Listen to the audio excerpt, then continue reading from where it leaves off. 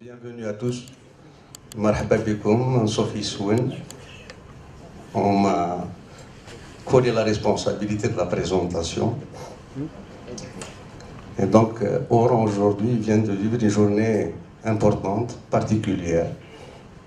Donc, la tradition du 1er mai de la randonnée a repris. Et nous remercions, nous rendons hommage à l'association Bel Horizon. Mais c'était une journée un peu plus particulière parce que nous avons eu l'honneur d'accueillir des invités de marque. J'ai en face de moi deux hommes que j'admire, que j'aime. Monseigneur Sauf l'amitié pour intervenir à propos de cette journée, alors la journée que nous avons vécue et puis cette journée internationale du vivre ensemble. Je veux simplement dire que c'est un rêve absolument incroyable qui a été réussi par le Chir Red Bentounes et puis par l'ensemble de la confrérie. Il m'a raconté, vous m'avez raconté, Chir, aujourd'hui, cette épopée absolument incroyable à l'ONU pour arriver à l'unanimité de 193 pays, voilà, à l'initiative voilà, d'une initiative tout à fait personnelle et portée, comme quoi l'impossible peut toujours advenir, voilà, le meilleur peut toujours advenir, l'utopie peut toujours devenir réalité, il suffit d'y croire. Je suis très très touché que cette journée soit venue d'ici, très heureux que sans doute l'inauguration du sanctuaire de Santa Cruz, en même temps que la mosquée qui est au sommet du mont, soit inaugurée par le ministre des Affaires religieuses, vraisemblablement le jour de la Journée internationale du vivre ensemble. En tout cas, c'est son souhait, c'est ce qu'il m'a dit, c'est pas encore officiel, mais ce serait un signe très fort. Et puis, je suis très touché, Chir, parce que vous m'avez confié les autres projets que vous avez pour faire avancer l'humanité, que c'est beau de pouvoir se sentir mais tellement, tellement, tellement proche. Le Chir me disait pendant le repas, il me disait, mais se disputer encore aujourd'hui à propos de religion, ça appartient au passé. C'est un combat qui appartient au passé. Il y a tellement de défis qui se présentent à notre humanité, notre commune humanité, qu'il n'y a pas de temps à perdre. Et donc je ne perds pas une seconde pour vous passer la parole. merci, Monseigneur. Cheikh Marhaba bik.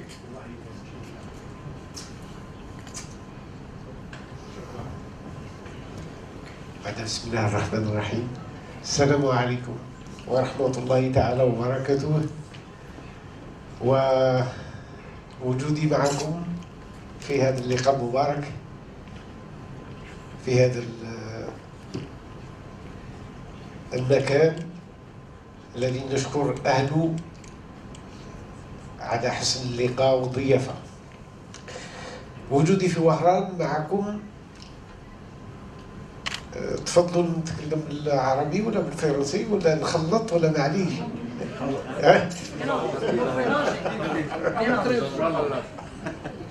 لا، خاطر إلا معنا ضيوف اللي يتكلموا إلى اللغة الفرنسية من الأحسن نتكلموا اللغة اللي يفهمها الجميع. Donc ma présence parmi vous aujourd'hui à Oran, elle m'évoque ce souvenir de 2014, quand la décision a été prise par la nombreuse assemblée qui était présente, plus de 3600 congressistes de 25 pays, et qui tous ensemble ont décidé de promouvoir une journée internationale du vivre ensemble.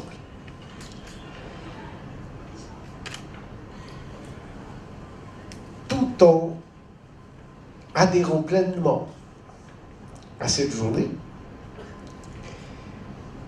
il y avait quand même, il faut le reconnaître, une infime, mais vraiment une infime espérance qu'un jour, moi-même, je la verrai de mes propres yeux.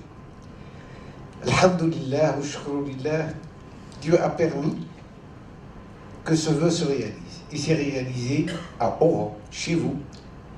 Et ma présence aujourd'hui avec vous pour célébrer le 1er mai, elle est à double titre, on vient de le dire. D'abord, convier nos jeunes, qui étaient nombreux ce matin, plus de 3000, je crois 3000, peut-être même, mais ils ont atteint les 4000 après mon départ, qui étaient tous venus pour célébrer le 1er mai, mais avec l'idée, c'est de préparer le 16 mai. Je vais pour vous parler un petit peu du logo, parce qu'il est très significatif et il va nous faire peut-être voyager et comprendre le sens qu'on veut donner à cette œuvre. Le logo, je ne sais pas si vous devinez un petit peu sa philosophie, le sens qu'il veut donner. Ce sens, le 1, le wahid, si vous le regardez bien, vous verrez qu'il a tendance à représenter un être. Et cet être, c'est une femme. C'est l'humanité. Cette humanité qui invite l'ensemble des nations, ce qui est au centre, c'est le logo des Nations Unies, qui invite, le 6, c'est la dynamique qui invite l'ensemble des nations à aller vers la paix. La paix est symbolisée par le hamama, cette colombe blanche qui, dans toutes les traditions, signifie la paix. Voilà le sens de ce logo. Comme je l'ai dit en rentrant, ce n'est pas une conférence de presse parce que vos collègues d'Alger m'attendent demain à 9h. Donc je souhaiterais que vous ne mettez pas le cheikh a fait une conférence de presse à Oran. Ils vont me taper dessus demain matin.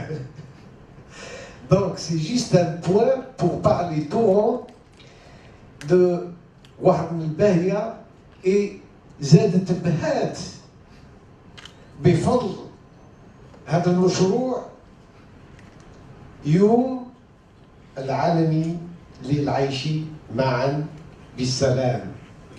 دونك زادت بها على بها، وإن شاء الله أتمنى أن يصدر من هذا البلد الكريم من مدينة وهران صوت ينادي للألفة، للتقرب فيما بيننا والتعارف فيما بيننا كما أمر به القرآن الكريم. إنا خلقناكم من ذكر وأنثى وجعلناكم شعوبا وقبائل لتعارفوا. الجهل هو اللي وصلنا للقتال، الجهل هو اللي وصلنا للظلم، الجهل في بعضنا بعض هو اللي وصلنا للأحوال التي نعيشها الآن. وهذا طريق مسدود ليس له مستقبلا للإنسانية كافة، مؤمنين أو غير مؤمنين، متدينين أو غير متدينين. فعلينا أن نشعر أن الاختيار إذا كان اختيار لكل واحد منا أن يختار طريق السلام. وعندنا أدبيا وأخلاقيا ودينيا أول كلمة نستقبل بها الآخر وهي السلام عليكم.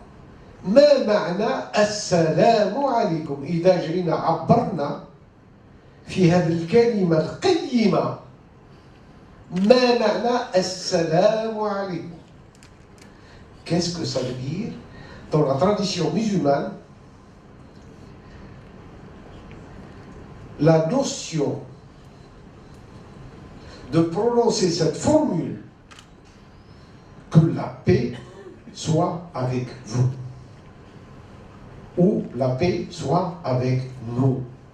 C'est une formule banale aujourd'hui, à laquelle on ne prête aucune attention. Mais si on la creuse et on l'approfondit, on voit que là, il y a un message extraordinaire dans la relation à l'autre, dans l'altérité. La relation à l'autre se fait par la paix, et pas par la guerre, et pas par la contraindre, pas par obliger, pas par la force. Elle se fait par la paix. Que la paix soit sur nous. Donc ça veut dire, moi qui prononce cette formule, je donne le signal à l'autre que notre entretien, nos rapports, se placent à un niveau où il ne doit pas avoir peur de moi et moi je n'ai pas peur de lui. Nous sommes dans le champ d'une vibration qui s'appelle la paix. Si on le prononce sincèrement du fond du cœur, donc de notre conscience, l'autre le perçoit. Mais attention, entre le mot salam et le mot, si vous enlevez à ce mot le lam, qu'est-ce qu'il devient? Non, as-salam, la mort. Il suffit d'une lettre et tout change. Donc, l'importance aujourd'hui et l'invitation qui nous est faite, c'est pas le Cheikh Bentounes, c'est pas Aïssa qui... Oui, bien sûr, il faut des êtres, il faut des gens, il faut composer, il faut travailler, il faut courir, il faut pour obtenir les choses. Mais ça, c'est un don divin. Wahba ilahiya. Wahba ilahiya. C'est un don divin. Si notre pays, notre ville ici, les villes de l'Algérie, tout notre pays, qui a, c'est pas rien, je peux vous l'assurer, c'est pas rien. C'est pas rien que de convaincre 193 pays. Avoir la voix des États-Unis et avoir la voix de la Corée du Nord dans le même panier, croyez-moi que c'était un combat qu'a mené la diplomatie algérienne. J'en suis témoin. C'était un front de tous les jours, de tous les instants, de tous les mois, et pratiquement de tous les semaines. De convaincre que notre intention n'est rien d'autre que de rassembler et de réconcilier la famille humaine dans sa diversité et le respect dû à chaque tradition. Nous ne voulons pas faire une nouvelle religion, une nouvelle idéologie. Nous voulons juste réconcilier la famille humaine. Le père avec la mère, les parents avec les enfants, les voisins. Alors on me dit, mais à quoi elle va servir? Qu'est-ce que vous allez faire? Qu'est-ce que vous allez faire de cette journée? Comment on va la fêter? Qu'est-ce qu'on va faire? Bon, ben ça sera oui. Oui, on peut en faire soit un événement. Très bien. Le 16, on va se réjouir, on va... Probablement, ce sera peut-être le premier jour du Ramadan. C'est un hasard, là aussi. Comme d'ailleurs le jour où la résolution est passée. C'était Sabour al-Moulid al-Nabawi Sharif. Le 8 décembre, c'était Sabour al-Moulid al-Nabawi Sharif. Comme un hasard. Tout ça, c'est des signes. Donc, soit on fait de cette journée un événement, soit on fait autre chose. Un avènement. Et ça change complètement. Nous décidons tous ensemble d'écrire une nouvelle page de notre histoire. et de dire jamais plus ça. Que ce jour-là, moi, vous, n'importe qui ici, ce jour-là, je vais réfléchir, je vais dire, mais quel est celui que je déteste le plus? Celui-là, je vais lui rendre visite et je lui dis que la paix soit avec toi.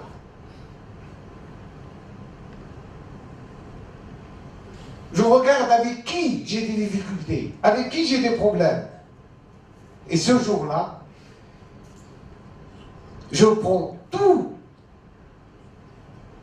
mon orgueil, mes peurs, mes angoisses, et je vais vers celui avec qui je ne m'entends pas. Je fais de cette journée un moyen de me réconcilier avec l'autre. Tout autre, qu'il soit proche ou qu'il soit lointain. Mais cette journée aussi, ça peut être une réconciliation dans la famille.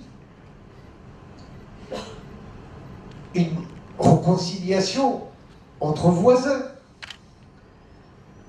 dans le quartier, dans la ville. Ça peut être aussi dans les entreprises. Un moment où le patron descend voir ses ouvriers et partage avec eux un café, un thé, un moment. Leur dire comment ils vont, si tout va bien, s'il y a quelqu'un dans la famille qui est malade, s'ils ont besoin de quelque chose. C'est ça le vivre ensemble. Le vivre ensemble, c'est le faire ensemble. Le vivre ensemble sans le faire ensemble n'a pas de sens. Donc nous avons tout à apprendre et surtout à transmettre à nos enfants. Leur transmettre une énergie pour qu'ils puissent construire leur avenir l'un avec l'autre et pas l'un contre l'autre. نعم في المدارس خاصة في الجامعات في الكليات نحاول ما أمكن أن نبلغ رسالة السلام رسالة التعايش لنترك لهم علما يستطيعون أن يعيشوا مع بعضهم البعض بسلامة بأمان بحوار وليس بانتحار حوار وليس انتحار là est toute la différence المشرب واحد pour nous musulmans notre source c'est le Coran. Pour les chrétiens, c'est l'évangile. Pour les juifs, c'est la Bible. Pour les hindouistes, c'est les Védas, les Upanishads, etc. Chaque tradition a ses livres scripturaires. Et chacun de nous prétend qu'il se nourrit à cette source. Mais de la même source dont on se nourrit tous, elle fera de l'un un saint et de l'autre un assassin. Chacun maintenant doit choisir la voie dont demain il rendra compte devant sa conscience et devant son Créateur. On ne peut plus aujourd'hui prétendre que Dieu nous a commandé d'assassiner le prochain. Personne ne peut le prétendre. Le divin,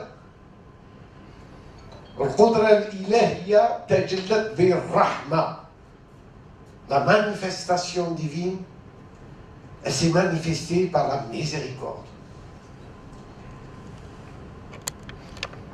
Et c'est cette rahma qui régit l'univers. Prétendre que Dieu appartient à une communauté.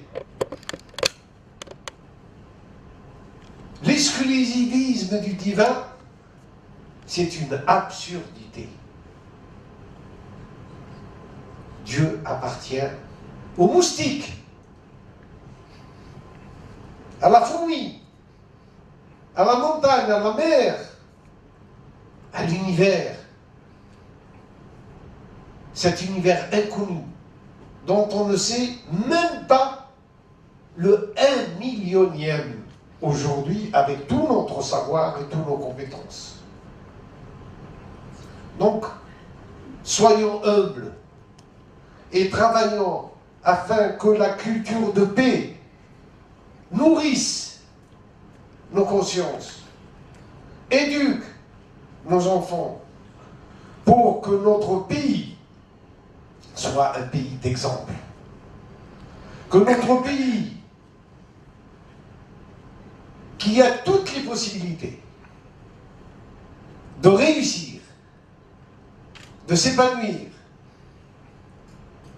de nourrir, d'éduquer, qui soit l'exemple.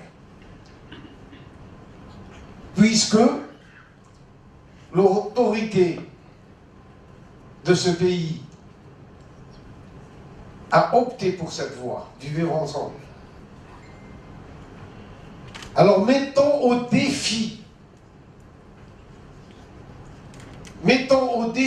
tous les Algériens et les Algériennes de construire cette société du vivre ensemble. Merci beaucoup.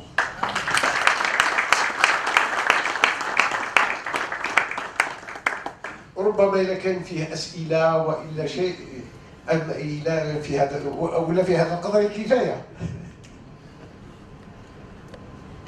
ربما من الإخوة الصحافة إذا عندكم شي سؤال أو شي تفضلوا si vous avez des questions. Je dois partir sur Alger. Donc en vous quittant, je prends la route sur Alger, mais j'ai encore quelques promis. J'espère. Si c'en est une, on va pas mentir. Si c'en est une, si ça se transforme en conférence de presse, on Non. va dire que c'est une C'est pas une conférence de presse, c'est un point de presse comme on l'a dit. C'est une discussion, on va dire. Voilà, c'est une discussion et essayer d'en tirer les choses positives pour les... Vous avez dit une rencontre préparative des festivités. Comment vous la définissez? Les festivités du 16, D'accord. on va célébrer 2 événements.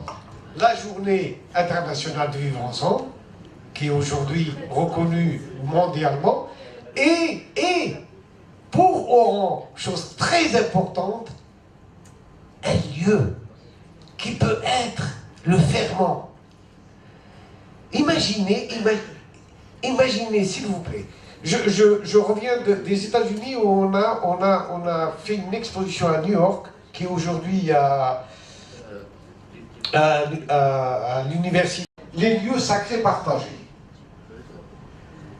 En Algérie, est-ce qu'on a des lieux sacrés partagés? Est-ce qu'on a des lieux qui symbolisent cela? Vous l'avez à Oran. C'est extraordinaire, c'est merveilleux. Comment c'est un plus? Il faut tirer parti de ce lieu. À tout point de vue. Montrer qu'Oran, c'est l'ouverture, c'est la tolérance. C'est l'acceptation de l'autre. Et ça, c'est un élément, à mon avis, qui ne peut être qu'utile. Et qui peut rapporter gros. Vous aurez des gens qui viendraient du monde entier, ils verraient qu'il existe, il est là, il y a des lieux où les Oranais sont fiers de pouvoir dire, eh bien oui, le vivre ensemble, on le pratique, on le vit. Pardon, comment est perçu ce discours sur le vivre ensemble ailleurs, là où vous êtes déplacé, parce que j'ai suivi un petit peu vos déplacements dans le monde. Et deuxième question, est-ce que vous êtes disposé à partir à Gaza, par exemple, et tenir ce discours? Et comment je suis besoin, parce que c'est là où on a besoin le plus.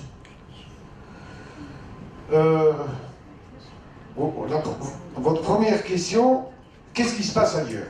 Alors, comment est perçu, comment est perçu ce discours, si- pardon, une précision, sachant que partout dans le monde, ce sont l'ultranationalisme qui est en vogue politiquement. bien sûr, mais bien sûr. Donc, elle est perçue. Il y a des villes dans le monde entier qui vont la célébrer. Vous allez sur le 16mai.org, vous allez voir les pays. Pas tous, bien sûr, on ne les a pas mis tous parce qu'ils sont trop nombreux, mais on a pris quelques pays d'Afrique, de l'Europe, de l'Amérique, de l'Asie, parce que c'est pas possible de réunir tous les manifestations qui vont avoir lieu dans le monde entier pour ça. Vous avez ceux qui optent pour le vivre ensemble. Et il y a des associations, des ONG, des municipalités, des gouvernements. Je prends l'exemple du Canada, par exemple. Le Canada, festivité sur une semaine. Donc, la société civile, plus le gouvernement, disons, et ils en font une partie de la politique dans leur immigration, dans leur relation avec les pays, etc., etc. Et ils ont créé depuis déjà 2 ans, depuis qu'on a lancé cette idée, ils viennent de créer l'Observatoire international des villes du vivre ensemble. Donc ça c'est le premier point. Oui, je finis avec le monsieur. Donc 3 jours avant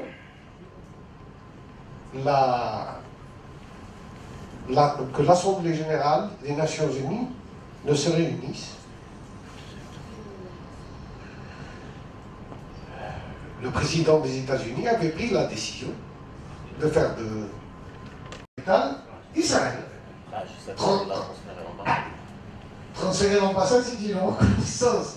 Il ne faut pas jouer avec les mots. L'idée, elle était là, rien d'autre.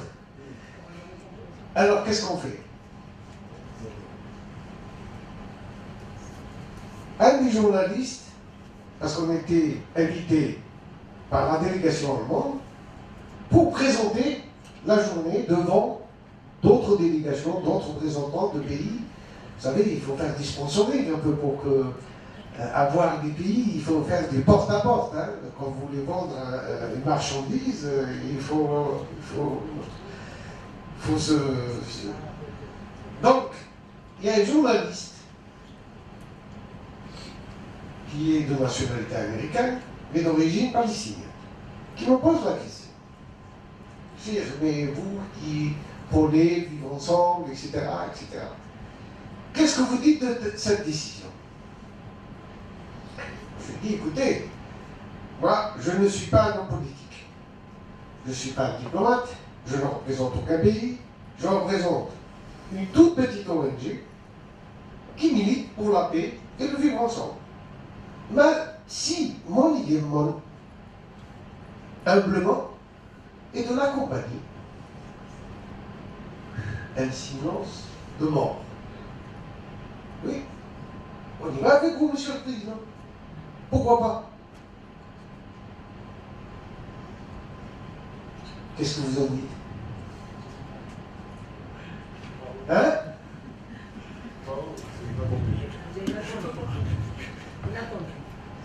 C'est inattendu. Mais, à une condition. Tous les pays, on vous accompagne. Et on va faire de Jérusalem la capitale des deux. Et on règle un problème de 70 ans. Qu'est-ce qu'on va faire aujourd'hui? On va continuer encore à se chamailler sans arrêt, sans trouver aucune issue.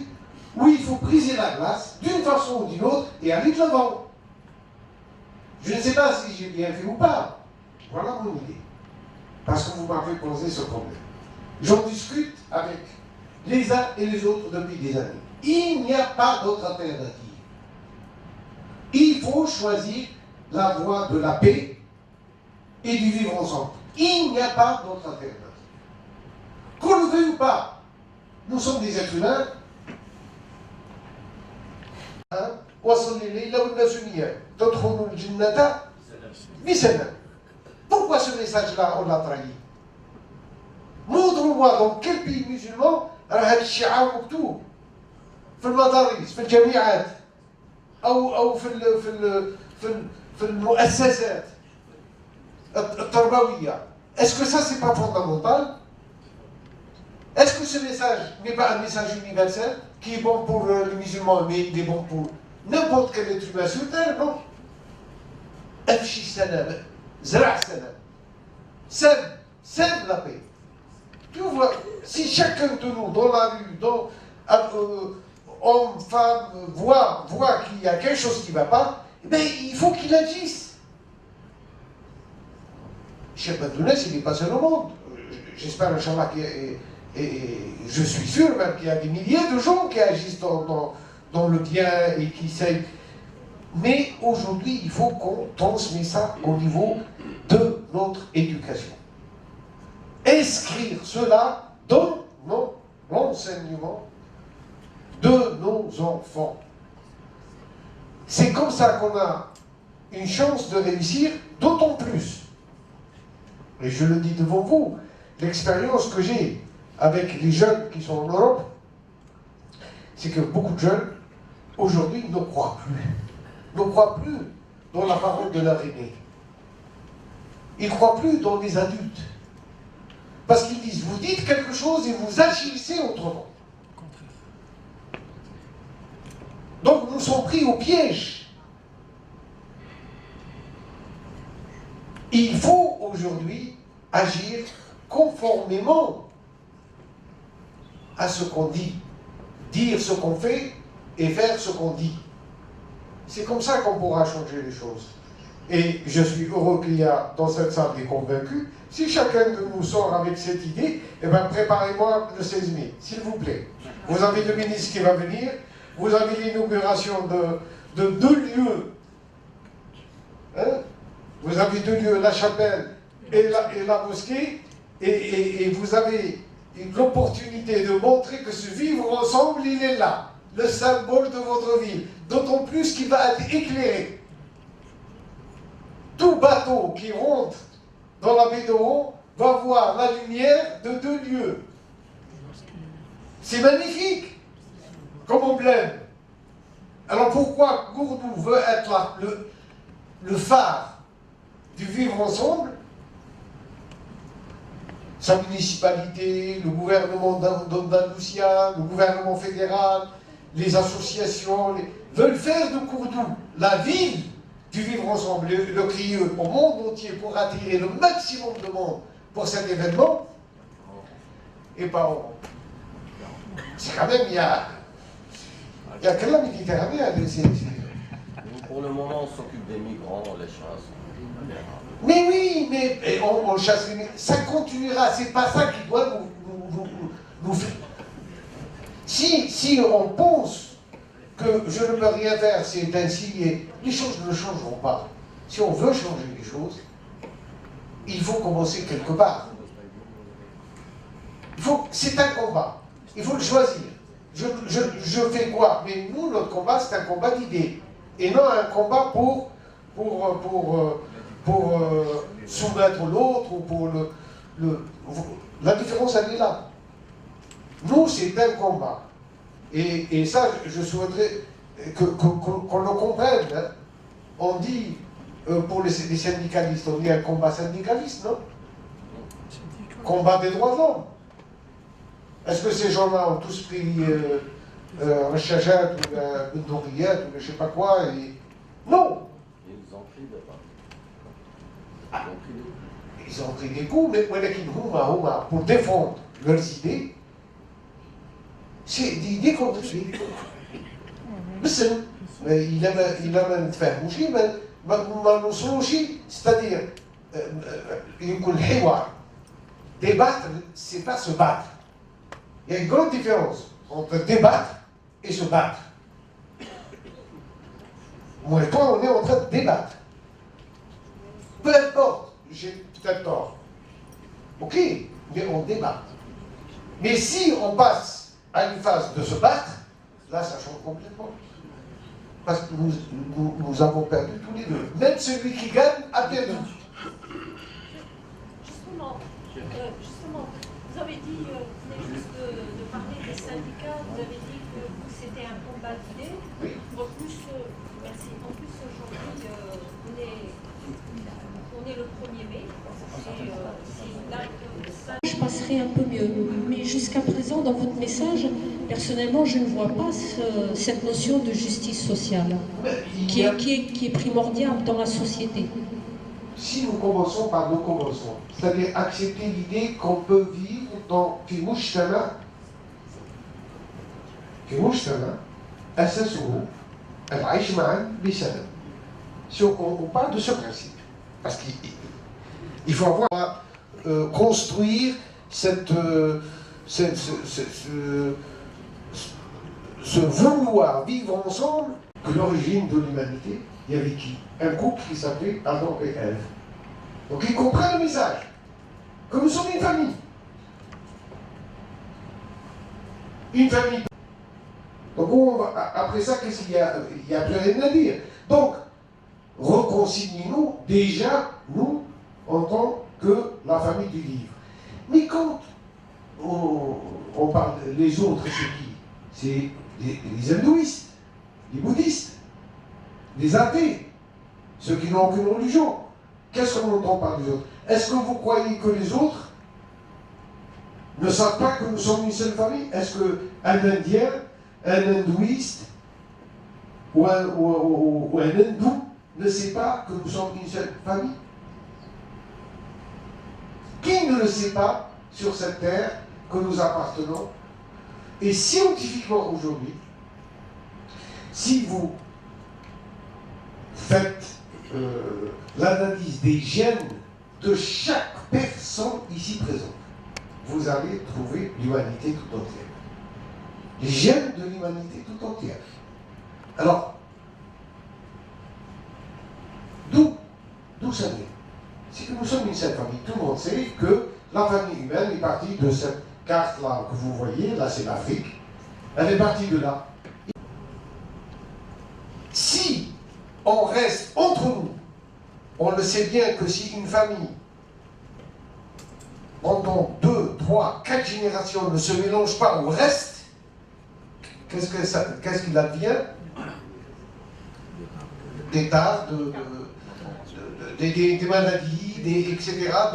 Donc, dégénérescence. Nous avons besoin les uns des autres. Mais à la seule condition,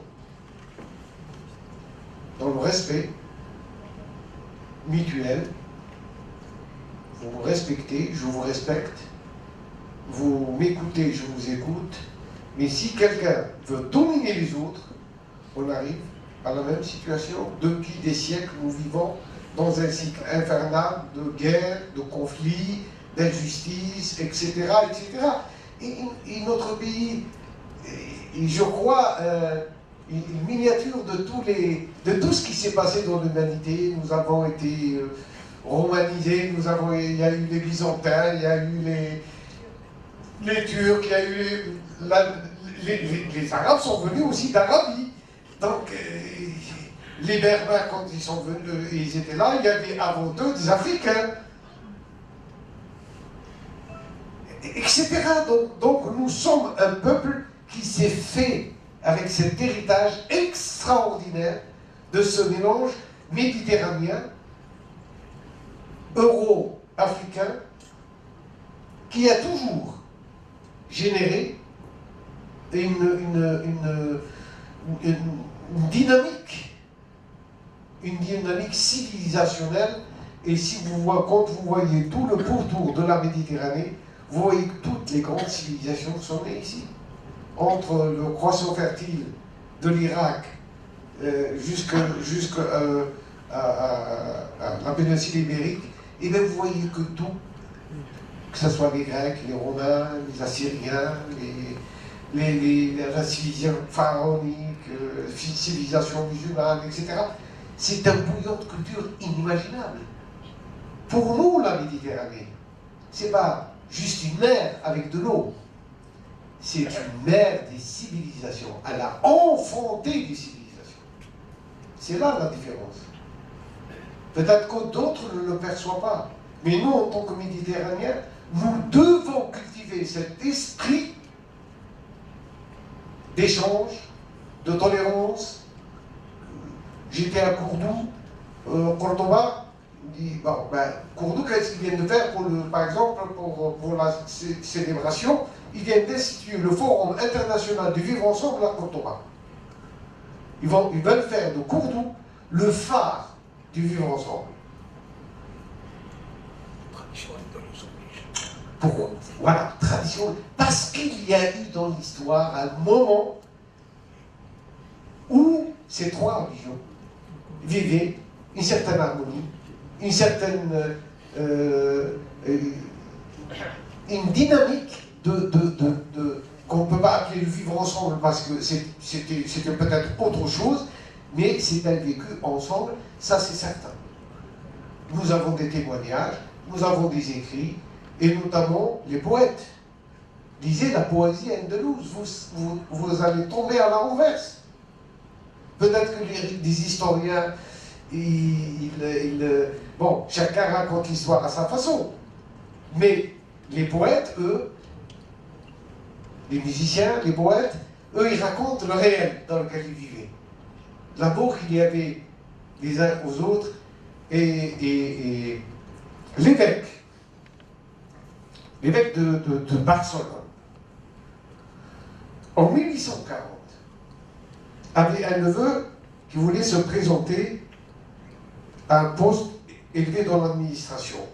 Ils lui ont demandé un certificat de baptême que sa famille, pendant 3 générations, n'avait pas ni de sang juif, ni de sang arabe. Sur ma Barcelone. Il est venu demander à qui? Forcément à l'évêque. Et avec l'évêque, il pouvait lui délivrer un certificat ou, je sais pas, ou une lettre, ou quelque chose de ce genre, qui disait qu'il était de race pure. Il n'était pas mélangé, ni avec des juifs, ni avec des arabes. Qu'est-ce qu'il a fait l'évêque? Il a écrit, il a fait une recherche, il a écrit un pamphlet où il a dit: il n'y a aucune famille noble d'Espagne qui ne contient du sang arabe ou du sang juif. Il lui a donné. J'appelle ça du courage. 1840. C'est au 19e siècle. Vous vous rendez compte?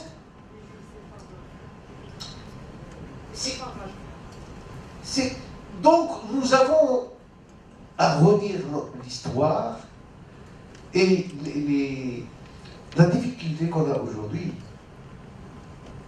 c'est on a des œillères, on est conditionné. Conditionné, l'affaire entre Palestiniens et Israéliens, ça dure depuis 70 ans. Comparé à l'histoire de 14 siècles de vécu ensemble, c'est toute une mémoire qui est en train de périr. Nos enfants croient que juifs et musulmans ont été tout le temps des ennemis. Tout le temps, ils se sont battus. Et je veux pour preuve le Figaro, le journal Le Figaro, qui vient de sortir dans une revue spéciale pour l'Andalousie, l'histoire de l'Andalousie. Vous pouvez le trouver dans les éditions, je pense. Je ne sais pas s'il est en Algérie, mais en tous les cas, en France, on le trouve. Vous lisez toute l'histoire de l'Andalousie, depuis le début jusqu'à la fin, 7 siècles et demi. La conclusion, c'est quoi? C'est 7 siècles et demi de guerre. C'est comme ça. Aujourd'hui, il y a on travestit la vérité. On l'a maquille. Selon les circonstances, On vous dit, il y a aujourd'hui des voix qui appellent à ce retour. Mais on ne peut pas revenir en arrière. L'humanité continuera. Et la preuve, j'en veux pour preuve ça. Et il faut continuer encore. Ça, c'est pas assez. C'est pas assez. Il faut continuer. Mais est-ce que nous sommes prêts, nous, ici, à le faire? Ensemble. Ça, c'est la question. Est-ce que vous vous sentez prêts, vous, en vous-même, d'avoir cette ouverture, d'avoir cette acceptation de l'autre, de pouvoir échanger avec lui, ou non? Parce que l'autre, c'est peut-être celui qui ne croit pas comme moi, c'est celui qui est d'une autre population comme moi, et je vais prononcer le mot race, qui n'est pas de la même race que moi. Dites-moi s'il vous plaît s'il y a un mot en arabe qui veut dire race. Hein? L'arc? C'est la racine? C'est ça la race? Hein? Cela, c'est la race? Vous ne trouverez pas dans l'islam arabe un mot qui veut dire race. Il n'existe pas. On a dû l'inventer au XXe siècle. On l'a inventé. Comment on le dit? Hein? Eh? Non. Hein? Non. Comment on le dit aujourd'hui? On l'a inventé au XXe siècle. Passez là. Passez là. On n'a pas un mot qui signifie le racisme. La race, le racisme, il n'y en a pas. Il n'existe pas. Dans le dictionnaire de l'islam arabe. Hein? La race, c'est une chose, le racisme, c'est une Non. autre chose. Mais c'est pour vous dire comment aujourd'hui notre pensée est arrivée à ne plus, c'est-à-dire nous sommes guidés par les événements. Alors ça veut dire quoi? Ça veut dire que le monde d'aujourd'hui, il est plat. C'est la platitude. On veut régler un problème, oui, on le règle. On rajoute. On invente de la technologie. On a des téléphones portables qui... On peut recevoir le monde entier, on a l'Internet, on peut communiquer avec le monde entier. Mais c'est que une croissance continue dans l'horizontalité des choses. Il n'y a aucune verticalité qui appelle aux valeurs. Des valeurs qui ont fait l'humanité. Des valeurs de générosité. Des valeurs de la fraternité. Des valeurs de justice. Chaque vendredi, ya Ibadallah, chaque vendredi, avec quoi l'imam termine son prêche, ya Ibadallah. باش يتم الخطبة الجمعة في كل المساجد إن الله يأمركم باش إن الله يأمركم بالعدل والإحسان. كي نوع شكون راح يسمعها؟ وراها العدل وراها الإحسان. هذه بدر كاين un petit peu d'ihsan. Ça existe. يا الإحسان ما هو الإحسان؟ Ça existe. المفسرين يقولوا على أن العدل إن الله يأمركم بالعدل. Tu donnes la part à qui de droit. À qui de droit. أعطي حق الناس ما تخونش الناس ما تديش حق الناس. هذا العدل. اما الاحسان لا خلي من حقك شكون هذا اللي راه يخلي من حقه غير باش يصلح ذات البيت كي الحمد لله الحمد لله il n'est pas enseigné comme une valeur يا عباد الله il faut que ça soit enseigné وعلى المعنى تاع الإحسان المفسرين يقول بعض المفسرين عطوها يؤثرون على أنفسهم وهم به خصاصة يؤثرون على أنفسهم وهم في خصاصة لأن كانوا عايشين في المدينة المنورة باش Et il donne une idée pour ce plat qui a fait le tour. Le plat qu'on avait offert au prophète qui قال لي لا احنا عندنا ربما فلان راه ما عندوش ما يتعشى اليوم نديره له وهذاك فكر قال لنا il a fait le tour وعاود ولا الاول. Donc c'est la notion de l'ihsan elle est immense. Puisque l'ihsan عرفه النبي صلى الله عليه وسلم. On va pas chercher midi 14 heures. Qu'est-ce qu'il a dit? أن تعبد الله كأنك تراه فإن لم تكن تراه فإنه يراك. الرؤيا الحق وهو أن نرى الله في باطنه أي وجوده ما هوش الرؤيا بالبصر ولكن بالبصيرة par la conscience. Je le mets avec moi comme راه يقول وهو معكم أينما كنتم. Il est avec nous. Wesh, il est là ou pas? Alors ici, il n'y a que des musulmans. Est-ce qu'il est aussi auprès des chrétiens ou là?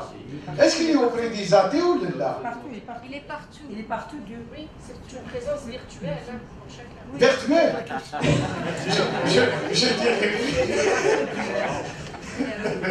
Allez, virtuelle peut-être pour certains, pour moi, c'est de la présence réelle. والله لو كانت هذه الحقيقة والوجودية معنا ما كنا هنا. والدليل على هذا وإن dans 100 ans, tout le monde va disparaître.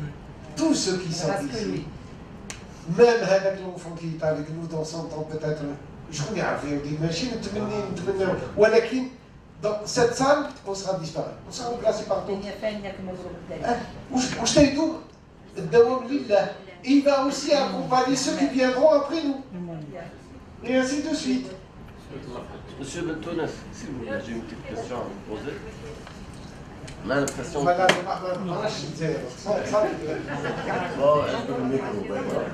En fait, on a l'impression que la question du vivre ensemble, elle est plus universelle que locale. C'est-à-dire, il est plus question de dialogue entre les différentes religions et tout ça. Mais moi, ce qui m'intéresse personnellement ici, avant sur le plan local, c'est qu'il y a un problème de vivre ensemble ici, c'est-à-dire même à l'intérieur de l'islam, d'une société musulmane. On n'arrive pas à élaborer un certain discours, à réformer certaines choses, à transcender certaines choses, à trouver le bon discours pour rassembler. Les extrêmes sont ici parmi nous. Alors, je me pose la question, pourquoi est-ce que vous avez choisi d'aller au-delà du local vers l'universel? Vous avez été à New York, à Cordoba, chez Maroc encore, alors qu'ici à Oran, à Moussaganan, il y a des extrêmes, il y a des gens qui... Il y a des extrêmes, les extrêmes sont là.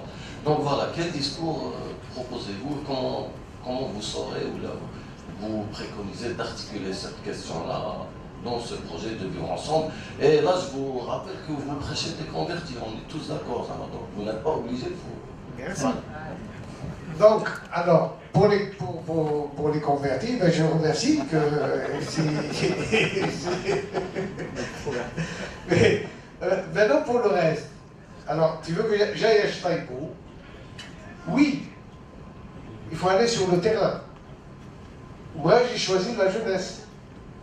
Tu comprends, on a créé des mouvements de jeunesse. Par exemple, le scoutisme en Europe, en France, en Belgique, en Hollande, en Espagne. Et c'est par la jeunesse que je pense qu'on peut changer les choses. Et je veux convaincre mon gouvernement que c'est à l'école que ça doit se passer. Parce que même si je vais à Taïbo, 10 jours, 15 jours, 20 jours, 1 mois, 1 an, peut-être qu'il y aura peu de convertis, comme tu dis. Ma action sera limitée dans le temps.